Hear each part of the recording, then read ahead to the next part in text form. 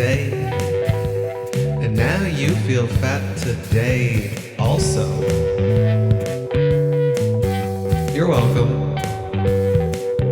And now there's a podcast. Welcome to I Feel Fat Today, the show where we dispel diet myths, see what's new in diet culture, and investigate your relationship with food. I'm your host, Kelly Taylor, and today we are talking about New York Fashion Week. But first, subscribe to us on YouTube for full video episodes like the very one you're watching right now. Follow us on Apple Podcasts and leave a 5-star review. Find us and follow us on Spotify. Follow the show on Instagram at I Feel Fat Today, where we post clips of the show, let you know when new episodes are posted every Friday for the most part.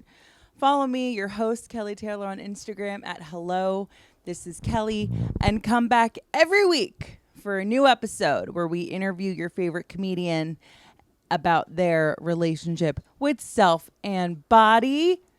Today is not one of those episodes because today is a very wonderful solo episode. That's right. Coming at you with a little solo ep. Who needs a guest? We don't need a guest. It's just you and I. It was either this or no episode at all. So this is what we're doing. And yeah, we'll get into it. I don't think it's going to be a long one per se, but I say that and it turns out I talk a lot. But the difference is that I actually am in a lot of pain right now. I'm in a bit of pain. Why am I in such pain? So where is my pain? My pain is behind my neck, sort of like under my shoulder blade and through my left side. And like almost like the back of my left arm, it doesn't feel great. And I woke up this morning and I got a workout in, humble brag. And so I felt a little bit sore this morning. And I noticed that there were sections of the workout where I always struggle with the push-up section. I like quite literally never do the push-ups. It's very, very pathetic what I do, even being as far into working out as I am, coming up on like a full year of being consistent. Whatever. Ow, even just shaking my head like that really hurt my neck. I did the workout class, and then at some point today, I guess I just went from literally sitting at this desk, being in this position for a few hours where I got up to go do something, and it was like, holy caroli, like, this is beyond feeling like I slept on this wrong. This is just full on something is amiss. So I took a Tylenol. Hopefully I don't get autism. No, that's the new thing. Tylenol. If you're pregnant and you take Tylenol, it could make your kid autistic, which is shameful, harmful, misinformation. Not going to talk about it right now. Maybe I'll talk about it on a future show. I'm not going to get into it because I don't have my stuff together to talk about that. But yeah, even the Tylenol that I took really isn't helping. So I'm going to finish recording this and I don't know, just I guess lay down because what else can I do?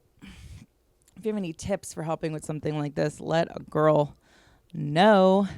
Actually, that reminds me, I have a funny Tylenol story from just this past week. So I posted about this on my TikTok. You can follow me there. Right now the handle is Modern Goth Girl, but I think I should change that because why is that the handle? I'll change it to Hello, This is Kelly. But regardless, you can head over to my TikTok where I've chronicled this. Last week, I was going into an extremely busy week at work. Not busy for comedy. Let that be very clear. Well, I guess busy in a sense of having to do podcast stuff. But regardless, my actual day job was going to be very busy. So I, was going into the office on Tuesday. I made sure I got a good night's sleep last night. Hold please.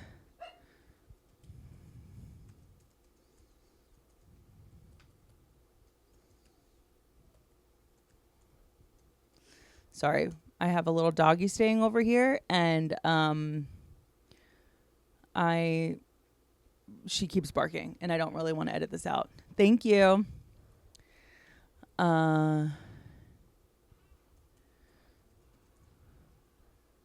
Okay. What was I saying? Oh yeah, so Tylenol story. So last week I went into the office on Tuesday. I got a good night's sleep the night before, and I told myself we're gonna get a good night's sleep. You're gonna be caffeinated, and you're gonna focus because you have so much work to catch up on. So and I also had my period that week. So I knew I was like, it was a Sisyphusian task of getting this boulder up the hill to get through the week, the very busy week. So right before I'm about to leave the house, I thought I was grabbing what was a container of Midol, Walgreens brand, of course. So I could take that to get some relief, as well as the boost from the caffeine. And I was going to be well on my way to maybe grab a Dunkin' so that I would be cruising and for the whole day. As I pop the pill, I look at the label and I realize as the pill was sliding down my throat that I had just ingested at 8:30 in the morning on Tuesday a Tylenol PM. Are you kidding me?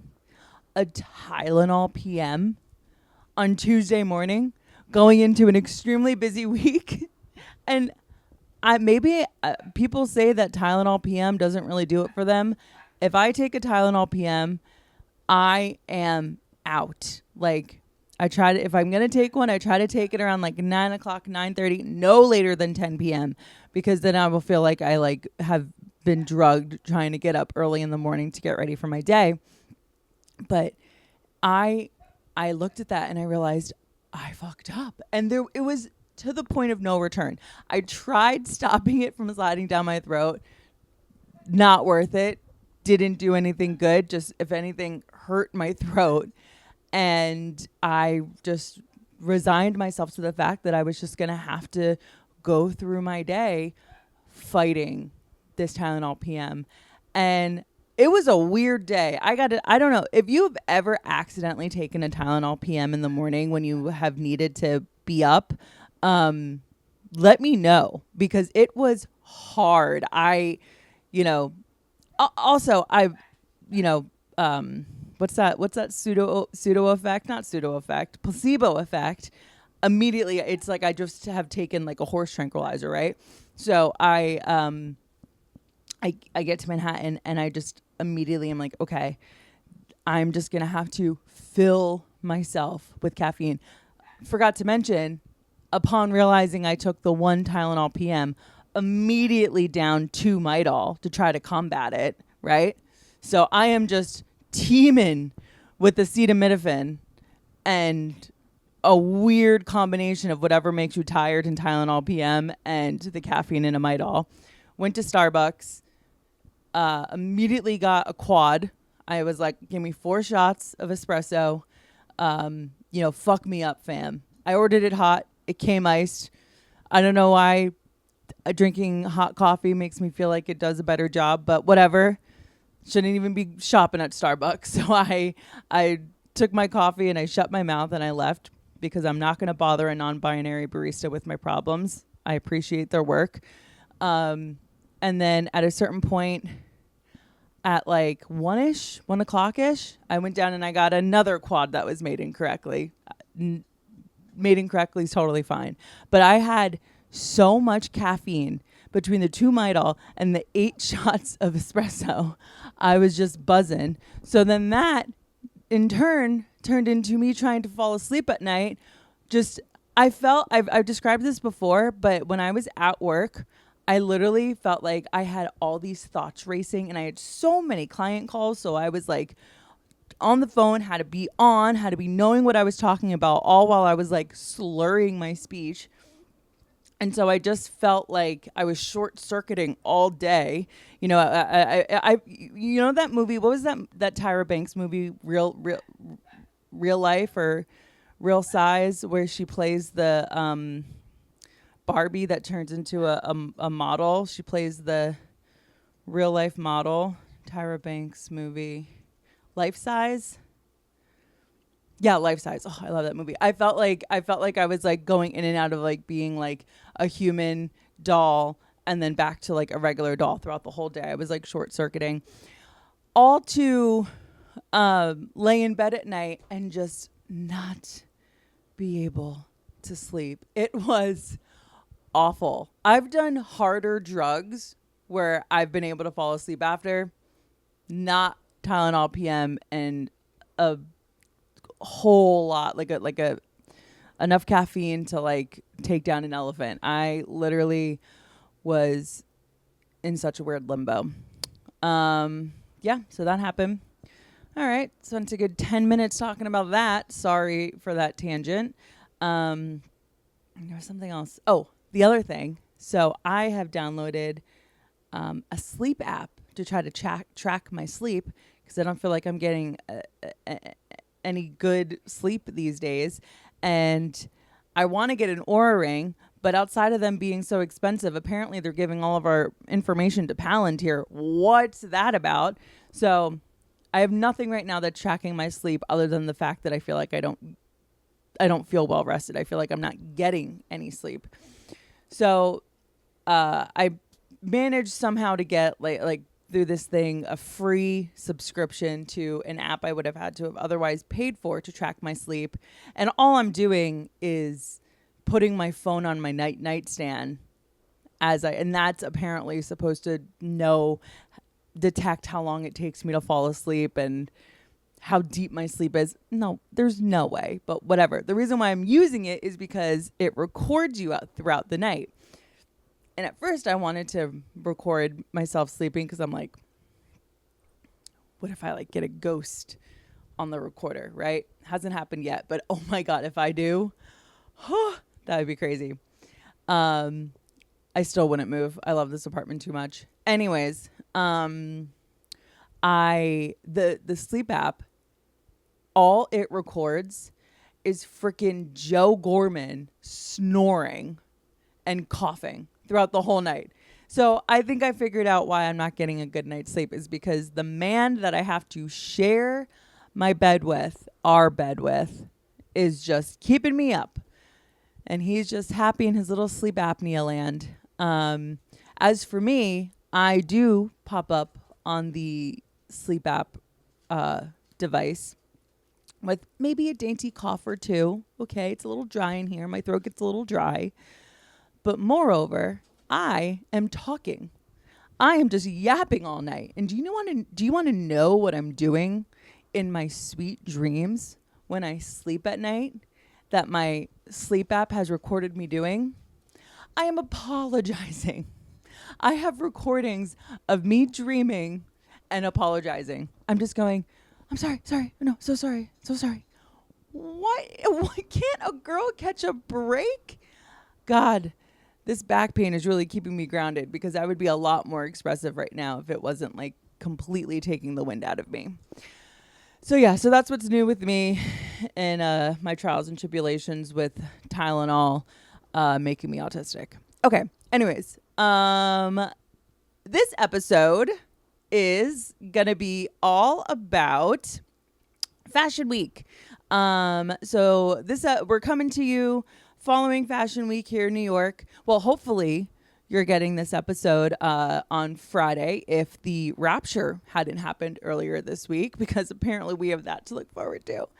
It's like my, 20th Rapture in my lifetime. So hopefully this one goes well.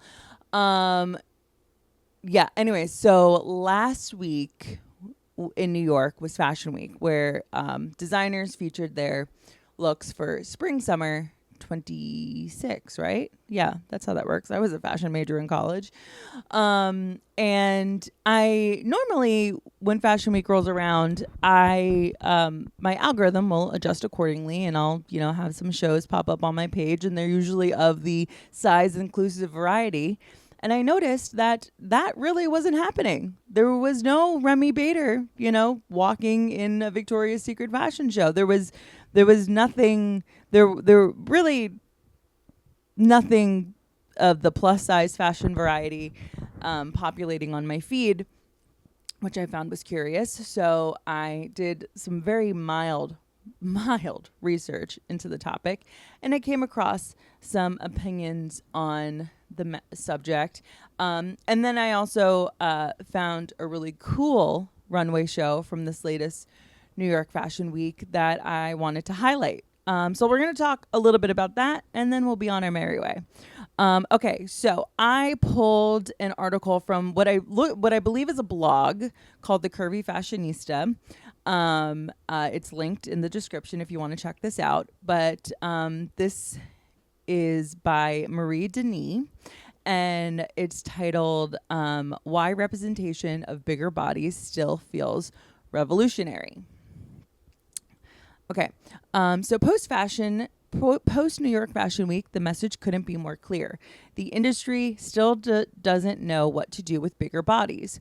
For all the panels, pledges, and campaigns, plus-size representation remains painfully rare in the places that matter most. We've been marching, hashtags blazing, TikTok trending, and yet the runways still act like inclusion is a trend, not a given. Why does seeing a bigger body in high fashion still feel like a revolutionary moment instead of a regular occurrence? Fashion Week, when the math doesn't math. The Spring-Summer 25 runways featured the Spring-Summer 2025 runway featured 8,763 looks across 208 shows in New York, London, Milan, and Paris. Out of all that fashion, just 0.8 were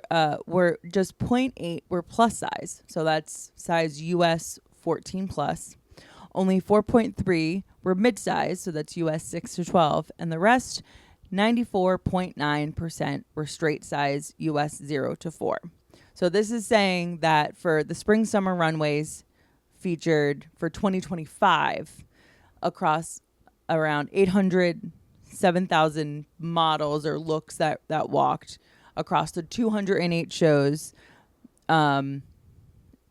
spanning the 4 cities, Paris, London, Milan, and Paris. Only 0.8 were plus size, 14 plus, which I would be interested to see. I when I actually initially read this, I thought that these numbers were just referencing New York. I would be curious to see what the plus size inclusion was for just the New York shows, because London, maybe you would get some inclusive fashion, but Milan and Paris, absolutely not. So that also probably contributes to the fact why only 0.8 were plus size. Okay, so this isn't just a slow crawl towards inclusion, it's a backslide. During spring summer 2020, we saw 86 plus size models walk major runways. It was a breakthrough moment, but by 2025, we're back to the shadows. And that is something that I realized, like, from this fashion week. It definitely felt like there were way less plus size models being included here. And you would think, just with the way of, trends and body inclusion, body neutrality, you would see more and more representation for the years to come and not less. Fashion gatekeepers are telling us exactly who they value, and spoiler, it's not us.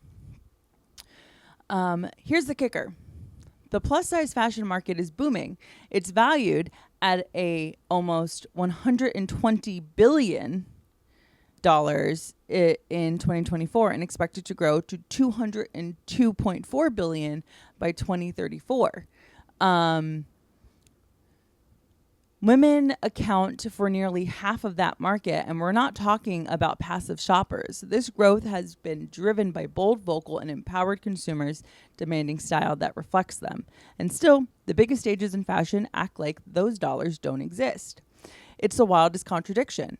Fashion says it wants innovation, influence, and impact, but ignores the literal billions being generated by the plus-size representation it refuses to normalize.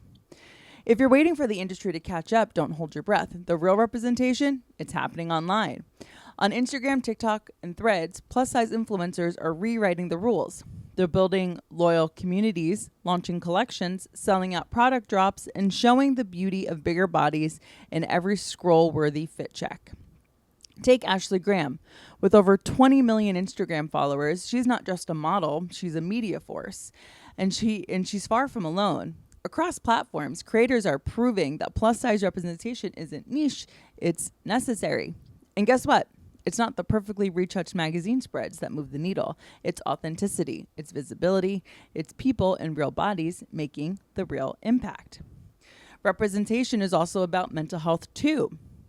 Studies show that over 50% of the US, UK, Australia, France, and Germany report experiencing weight stigma. That stigma contributes to anxiety, disordered eating, depression, and low self-worth. But body positivity and size-inclusive content, it helps, it protects, it offers community and coping. Young adults, especially young women, don't follow body positive creators because they already feel great. They follow them because they're trying to feel okay in a world that constantly tells them they shouldn't. A shift towards body neutrality. Still, let's be real, body positivity has its critiques, especially on TikTok, where the conversation is shifting towards body neutrality. While some content tagged as body positive still centers aesthetic validation, body neutrality says you don't have to love your body to respect it. You don't have to perform confidence to deserve clothing that fits. It's subtler, but powerful. Evolution, especially for those navigating multiple layers of stigma or exhaustion. Let's talk intersectionality. It's not just about size. It's about who gets seen within size inclusion. Because let's be honest, not all bigger bodies are celebrated equally. A size 16 white model with an hourglass figure gets booked far more than a size 22 black woman with natural hair. That's not an accident. It's intersectionality in action. I just realized I'm kind of reading this like Tucker Carlson, so forgive me. I think it's my back pain. Coined by legal scholar Kimberly Crenshaw, intersectionality is about understanding how race, gender, sexuality, ability, and body size overlap to shape visibility and opportunity. Representation that ignores those intersections just reinforce the same power dynamics it claims to change. Brands like Universal Standard, ASOS, H&M, Target, and Savage X Fenty are expanding their size ranges and putting their marketing dollars behind diverse casting. Is it perfect? Not even close, but it's a sign. Some agencies are opening plus divisions. Some fashion schools are teaching inclusive design. Curve models are finally getting contracts that last longer than a season. It's happening, but slowly, and we need more sustained commitment, not seasonal stunts. When someone in a bigger body steps onto the runway, it stops us in our tracks and tells you everything. It's still revolutionary because it's still rare, because it's still met with resistance, with trolling, and with corporate backpedaling. When inclusion is treated like a trend, it's always felt like a fight. And that's the difference in 2025. But here's what's different in 2025. We're no longer asking for permission to be seen. We're building platforms, creating content, launching brands, and making money that proves that this isn't about being included. It's about taking up space on our own terms. So, ready to turn revolution into reality? Here's where to start. This is saying something that I, have always kind of seen as a bad thing. This article is saying to demand more I read this wrong. Demand more than tokenism. I thought it was saying demand more tokenism, which is like, isn't that bad? No, demand more than tokenism. Look at the full pictures. Are brands walking the walk across sizing, fit, castings, and campaign storytelling? Which I think talking about the tokenism thing and how it's bad, it's like you can totally tell when a brand is like trying to jump on like a plus size or body positive trend by having like a few, 1, 2, I don't know, plus size models in their show, and they just like literally made the clothing that they've made for a straight size person in a bigger size. They don't often know what they're doing, so it doesn't look very good on that model. And I'm not saying it doesn't look good on it doesn't look good on the model because of their size. I'm saying that the clothes weren't fit for that model appropriately. And so that's when you can kind of get the sense that like this brand isn't actually trying to achieve clothing that's inclusive for people that would want to buy this. They're just doing this to like, mark a box on a list. Yeah, so this just, I'll include this link, but it's saying, support the ones that are doing it right, push Fashion Week forward, normalize inclusion in the industry, depends on pushing forward those designers, build your own, which I think is important. That's what I think every creative person is doing, doing this through things like this podcast or starting your own show, like your own stand-up show or whatever it is, your own blog, your own Substack. Build your own runway, create, whether you're creating content, launching a brand, or just showing up every day in your body. Remember that you are the way to, shove it in their face just by continuing to create. And then, of course, keeping the conversation going by talking about it. So this article or blog post, it's not really an article, just, talked about why representation in bigger bodies, feels important. I pulled another article from a site called Glossy that I'm not going to read the whole thing. There was just one thing that jumped out at me. This is also from September of 2023. So this is from 2 years ago. But this was highlighting New York Fashion Week designers say casting for size inclusivity remains challenging. And so the one blurb here, the one part of this that I want to read is this is saying that, okay, so Omari is a designer. Gita Omari. And Gita Omari said she tried to cast earlier this season, but it was a struggle to find models since there are simply far fewer plus-size professional models represented by reputable agencies. Some estimates have put plus-size models around 5% of the total talent pool that fashion brands can draw from. The typical runway model is a size 0 or 2, while the average American woman is a size 16. Plus size fashion in the US has grown to be a nearly $300 billion industry. The models they can get are limited by who's represented by the big agencies. One designer who had a size inclusive show this season and asked not to be named said the agencies can be incredibly difficult to work with for shows featuring inclusive sizing.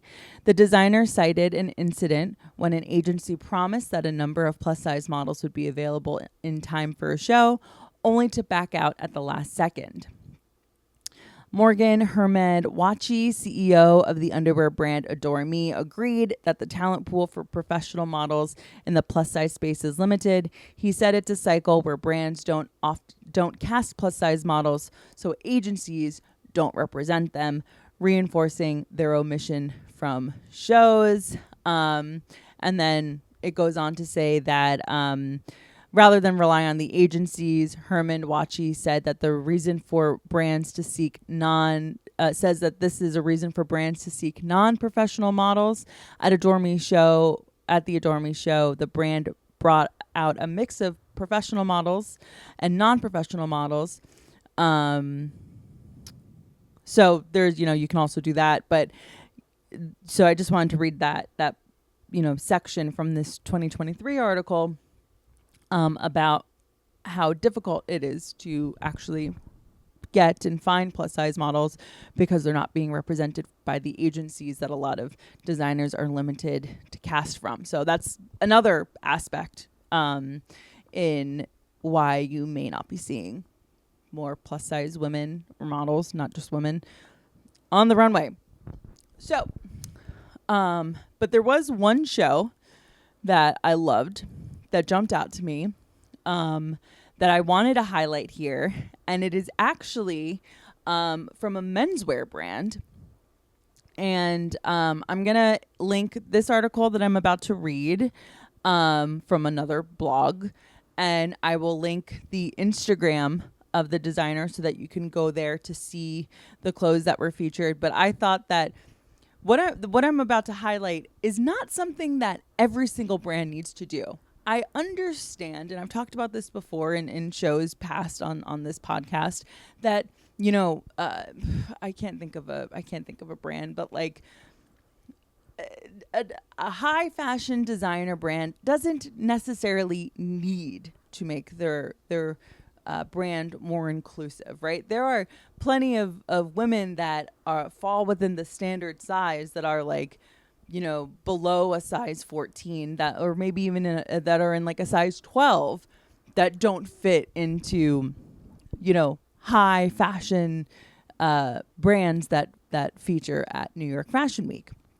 But what I am saying is that not every brand needs to be like that. And I don't know where to draw the line. I don't know if anybody needs to necessarily get a pass, but there are definitely brands that could cater more to the plus size customer, because the customer exists. And that's really all I can think about when I think about the amount of clothing companies that don't cater to this market.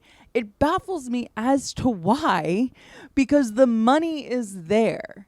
It might be, I'm going to go into a whole tangent if I don't stop. And I would love to have someone on the show who is well versed in this, that could come on and talk more about this, to have a conversation and illuminate, even for me, why brands should be doing this, why they're not doing this. But there was one show that jumped out by a designer named Jack Sivan. Sivan, I'm probably getting that wrong, but it's very, very good. I very much enjoyed it. And so this blog just takes someone's critique of the show, because they so beautifully articulated a rundown of the show in a video. And so I will talk about that here. Okay. Savon Apparel's New York Fashion Week debut featured wonderfully diverse cast of models. Earlier this week, Savon Apparel made their New York Fashion Week debut.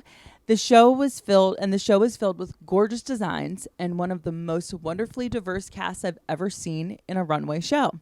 I didn't have the fortune to see it in person, but folks online have been posting videos highlighting the beautiful colors and even more stunning models. John Villa, who describes themselves as an art historian working in fashion, got to be present at the show and shared some of its highlights with us on social media. In the video he uploaded, which features different looks and models from the show, Villa provided his commentary. I went to a very gender fluid and very inclusive menswear show at New York Fashion Week, and I think you should know about it. This was Savon's debut at New York Fashion Week. The brand is by Jack Savon.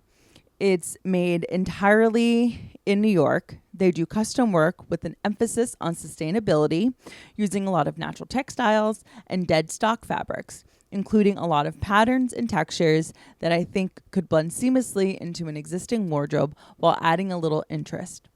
Linen was definitely the star of the show. Yes, for spring 2026.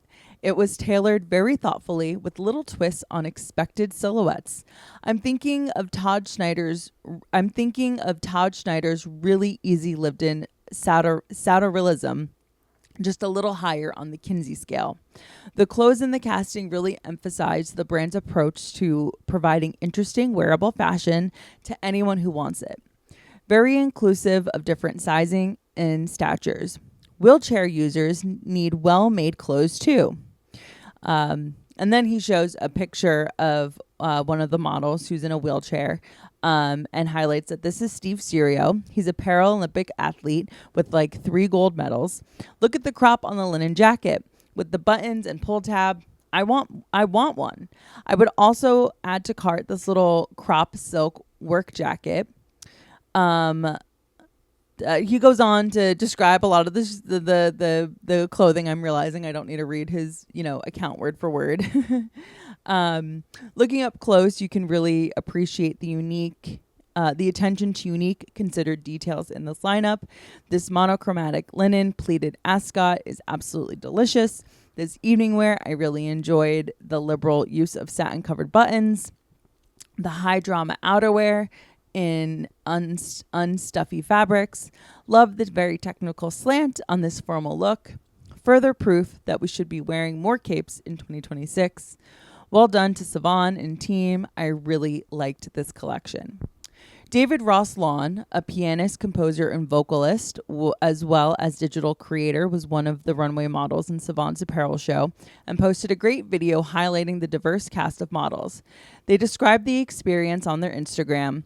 One of the most diverse New York Fashion Week shows this season. It was truly an honor to be a part of this magic. Savon is a sustainable menswear brand focused on the functionality and fun and on timeless rather than trends. On their website, they discuss their commitment to sustainability. And this is also what I really love about this brand. Savon believes sustainable design is inherent in good design. Responsibility in design, production, distribution, and eventual disposal is the future of the industry. It is essential. It's an emerging brand to build in as an emerging brand. It is essential as an emerging brand to build in an expectation of ethics as a brand cornerstone. Savon is dedicated to creating with thought, put into each garment's full life cycle, from material to fabrication, to use and reuse, and much further down the line, disposal. It believes that good design is sustainable design, that clothing should be conscious of the needs of the people that make and use it. Savon believes that a sustainable model is the only future of our industry, and approaches the challenge of that future with both its due seriousness and excitement. They also passionately discuss accessibility. Savon is dedicated to making the garments accessible, creating a transparent model, open about the components and people involved in each garment. It's committed to inclusive sizing for our customers to best find what suits them, and to doing all of the above without breaking the bank. The goal of making menswear sustainable and exciting is lessened if it's out of reach of the people who it's for. So loved this collection. Here are some of the looks that they had. The Jack Savon's pronouns are in his Instagram bio as he, him. So I feel okay referring to him as such. Apologies. I have dogs barking that the mic is most definitely picking up. Give me a moment here. Hold, please. Okay. All right. Knock it off. Thank you. Thank you very much, sir. Okay. Enough. Thank you very much. Thank you very much. So yeah, this runway show, I don't know what all the barking is about, and I'm not cutting it out. This runway show was definitely inclusive. You can't, and inclusivity doesn't just mean plus size model, which there were, but there were also models that are, have different abilities, different, like there was a model featured in a wheelchair. There was a model that looks like they have some form of dwarfism. And these people exist in the world, and they deserve clothes that aren't from Shein. And even the clothes from Shein don't look, maybe don't work for the person that is in the wheelchair that's buying it. And so, having plus size models in fashion shows and represented in fashion in general goes beyond just fat people. It includes all different, includes different gender identities, and it includes, people's accessibility levels. And so it's important that more brands like what Savon Apparel is doing are included in the conversation. And now I'm sounding like someone I don't even recognize, so we'll move on. But I will link the Instagram of Jack Savon in the description of the show. So I highly recommend going and checking it out so you can get an idea of what I'm talking about. And that's really it. That's really what I had to talk about. Fashion and plus size fashion and inclusivity are all bound in one thing. And I hope that we see more of it in the coming days to come. Having said that, maybe we'll get raptured. All right, I'm gonna go. I'm in pain, and I don't think I have anything else to talk about. All right, I'll see you next week. Bye.